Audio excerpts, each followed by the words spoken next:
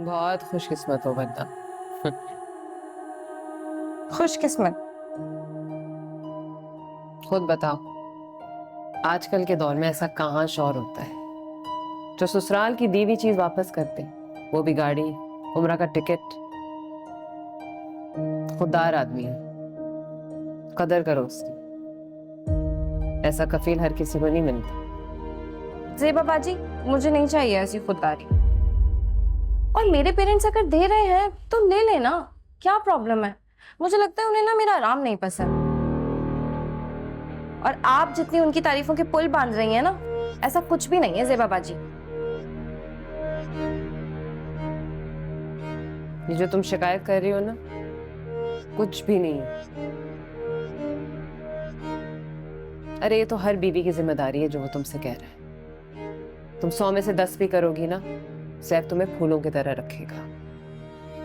ज़ेबा बाजी, आप भी सैफ की तरह ही बातें कर रही हैं। मेरी मामा ने तो मुझसे ऐसी बातें नहीं की। तो कहना चाहिए था ना, शादी जिम्मेदारी का काम होता है, चाहे मर्द हो या औरत।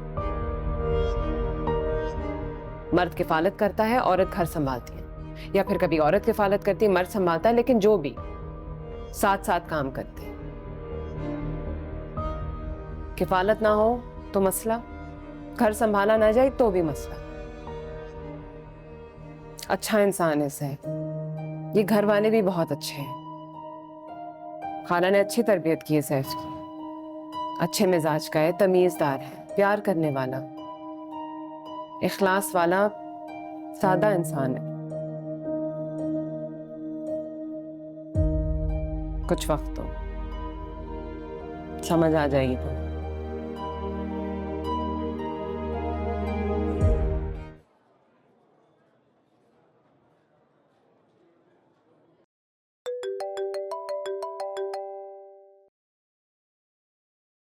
हेलो, अस्सलाम वालेकुम अंकल।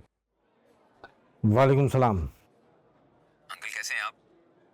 अरे, बाप जिसकी बेटी तकलीफ में हो, तुम्हारे ख्याल में कैसा हो सकता है वो? अंकल मैं समझा नहीं आपकी बात। नहीं, ये समझ तो तुम गए हो। इतने भोले तो नहीं हो तुम। जो कुछ तुम मेरी बीवी को मेरी बेटी के बारे में कहकर आए हो, ये कोई भोला आदमी नहीं कह सकता। अंकल आपको कोई गलतफहमी हुई है, या मेरी बात आप तक सही से पहुंचाई नहीं गई है। मैंने आंटी को वर्दा के बारे में जो भी कहा है उसमें कुछ भी गलत नहीं है। नहीं, तुम्हारा मतलब है कि हमने अपनी बेटी की तबीयत गलत की है? और अगर इतनी तबीयत गलत की है तो तुम शादी के चक्कर में हमारे दरवाजे पे क्यों फिर रहे थे उस वक्त? हैं? और मैं तो कहता हूं अभी भी बहुत कुछ नहीं गया। छोड़ जाओ हमारी बेटी वापस। अंकल आप इस वक्त गुस्से में हैं।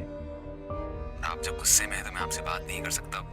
आप मेरे वालिद के जैसे हैं, मैं आपका एहतराम करता हूँ। अगर इतना ही एहतराम करते होते तो मेरी बीवी का भी एहतराम करते, जिससे तुम इतनी उल्टी सीधी बातें करके आए हो। अंकल आपको कोई गलतफहमी हुई है, मैंने कोई उल्टी सीधी बातें नहीं की हैं। आपको कैसा लगेगा अगर मैंने आपसे कहा कि आपकी बीवी मुझसे उल्टी सीधी बात ही करती रहती है हमेशा? ओ भाई, इसीलिए तो कह रहे हैं कि अगर इतने ही बुरे हैं तो खत्म करो सब। पहले इतना आसान नहीं है, मेरी शादी हुई है उससे।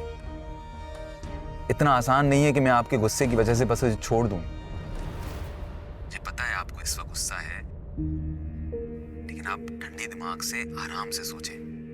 हम इस बारे में बात कर सकते हैं, और अगर फिर भी समझ ना आए तो मैं आंटी से माजरत कर लूंगा।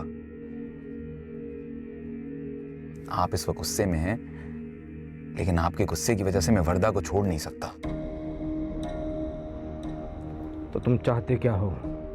अंकल मैं वही चाहता हूं जो मैंने आंटी से बात की थी, कि वर्दा को अपनी जिम्मेदारियों का थोड़ा सा एहसास हो,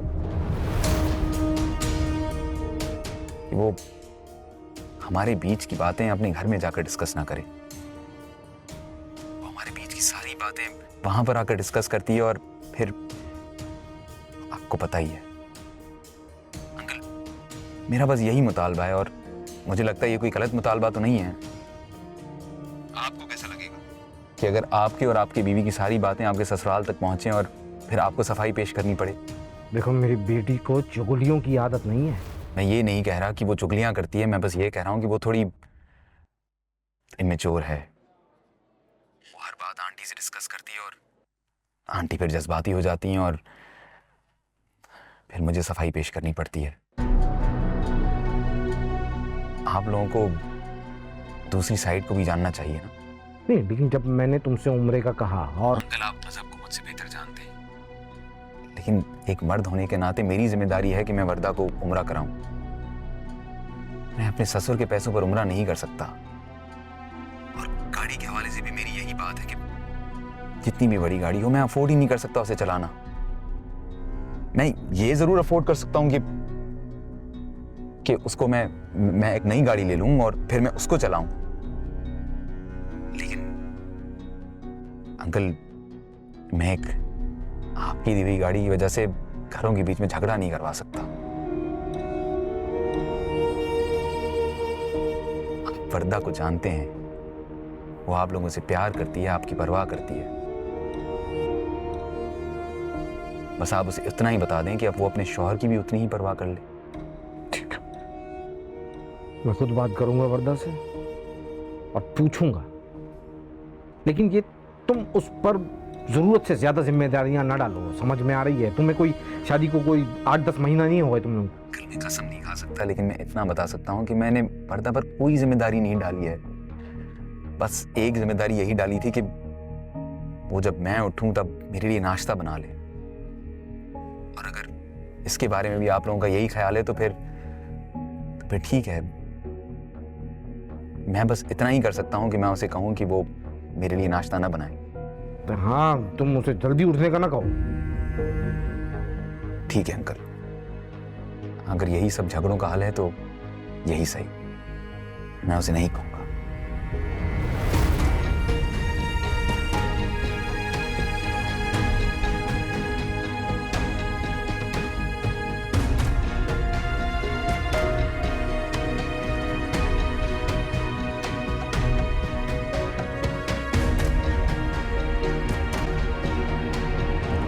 अस्सलाम वालेकुम। वालेकुम अस्सलाम। आपकी अब्बू से बात हुई? हाँ हुई थी, और अब मुझे इस बारे में कोई बात नहीं करनी।